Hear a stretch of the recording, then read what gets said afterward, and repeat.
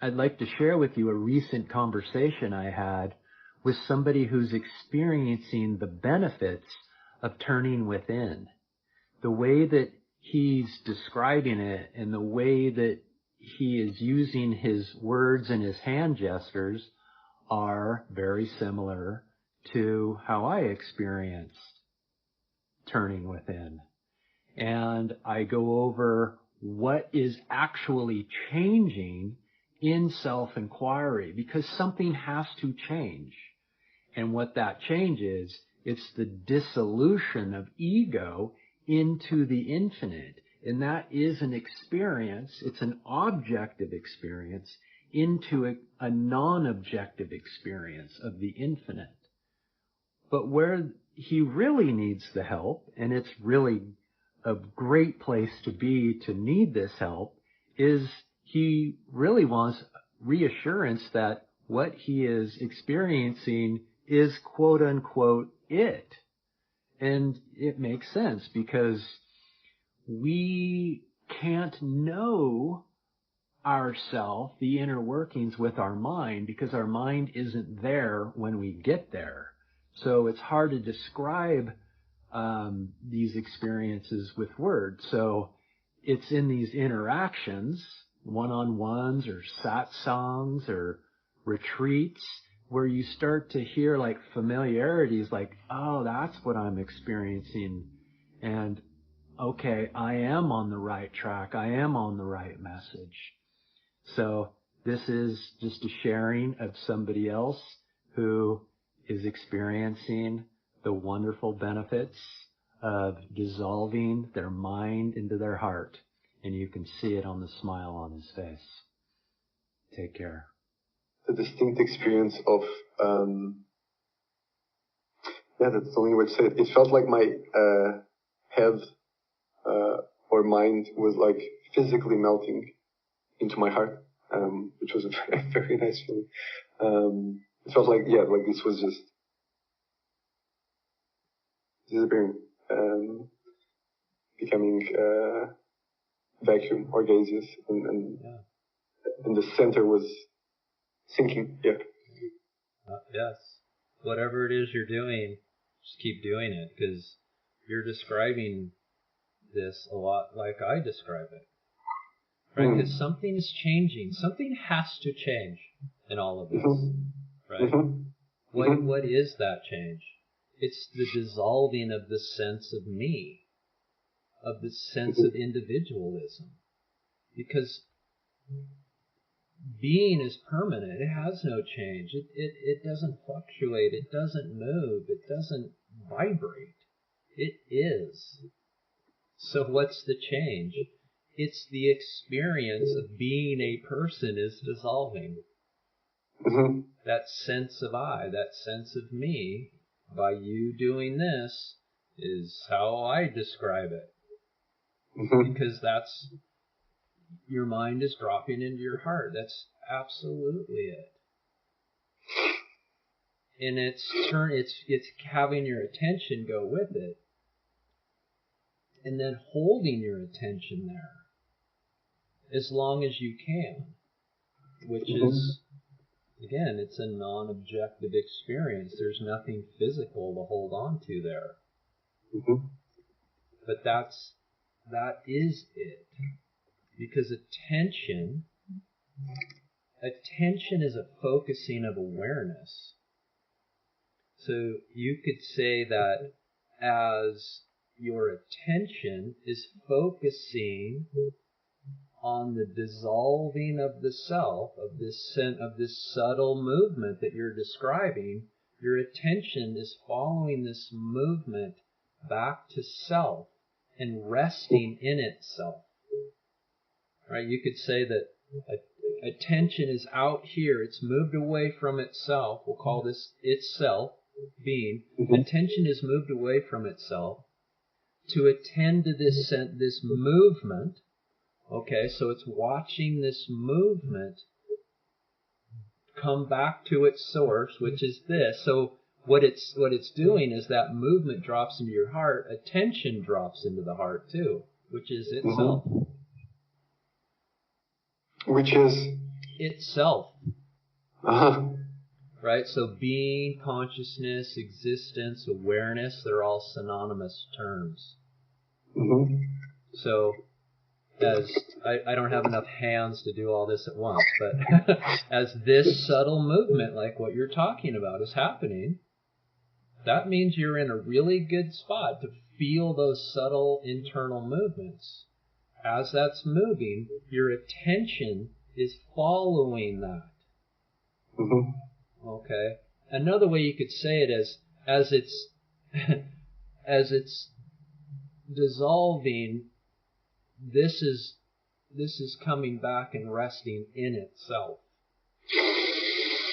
Mm-hmm. So that's why it's saying, like, you could view it as it's turning back into itself and resting in itself, or it's like a telescoping back in. I mean, however you experience it and want to put words on it. But this right here is self-realization.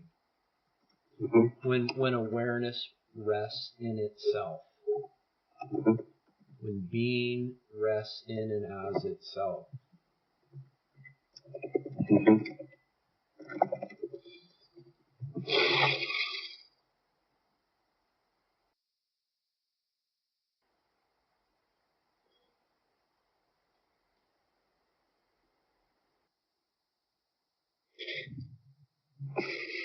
Yeah, thank you.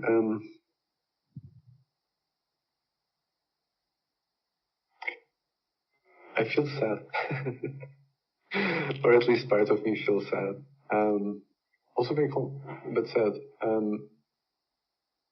Because it feels like something like I'm realizing that I am not what I thought I was. Yes. And this is good. there's a sense of grief that comes along with it, I guess. Like there's the it's so strange because it's almost it's how you said, like one foot here, one foot there. It's like from the former perspective, it's like, oh, maybe I never was what I thought I was. Maybe I didn't exist at all.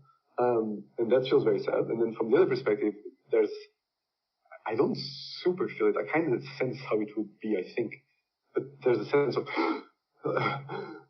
like freedom and expanse, right? It's not like, it's not tight. It's like, yes. all of this, right? Yes, which finally feels like it has more than enough space to fill the grief of the grieving part. But still, it's hard. Yeah. So, what is happening is that your ego is realizing that you've discovered the truth for real. It's been masquerading as the truth. And so it will play the game to get you to not turn your attention to yourself. And depending on our conditioning, it plays the game in different ways. So you're experiencing sadness. That's it. That's ego trying to make sure that Vasco never knows himself. Mm-hmm. So now this is when you start to get on top of the ego and see how it works. This is just the ego being the ego. And because this is non-duality, we just let everything be as it is. We don't deny reality. We don't deny the sadness. We just realize that it's an attempt from our egoic mind to keep us away from our infinite self. And so these movements of sadness and grief are nothing other than gifts. They're gifts to remind you of your infinite self.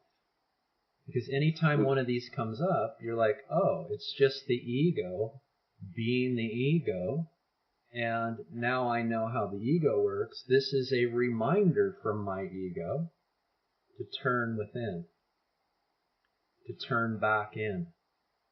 Because every time that you recognize a movement away from yourself, and like sadness or grief or anything else that's going to throw at you, when you recognize that and turn within, it lowers that movement. So sadness was big, and then over time it just shrinks, and sadness goes away.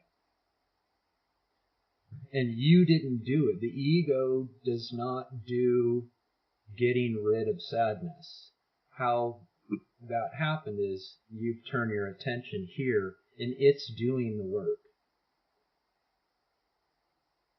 This does all the work. That's why I said earlier, my job, if I say I have a job in all this, and the whole reason I do everything that I do with books and videos is to get you to turn your attention here, because you'll realize soon, which you already have, you just haven't recognized that. You haven't given yourself permission yet for that to be the truth, but it's really close. That this is the only thing that's going to solve any problem. It will carry every load. It will carry every burden. It will carry you, because it already is carrying you. So, yes, I feel sadness and grief because who am I? Well, the thing is you will always be you. These uniquenesses that come through you were never not you, sure. Right? These uniquenesses that come through you, they're going to come through you. Yeah. It will just get rid of the chatter in your mind that says what's coming through sucks. That's what it gets rid of. And then what comes through is pure and beautiful, and you fall in love with yourself again. Because there isn't anything up here saying that this is wrong. It could be better. And you realize, oh yeah, I can't not be me if I tried.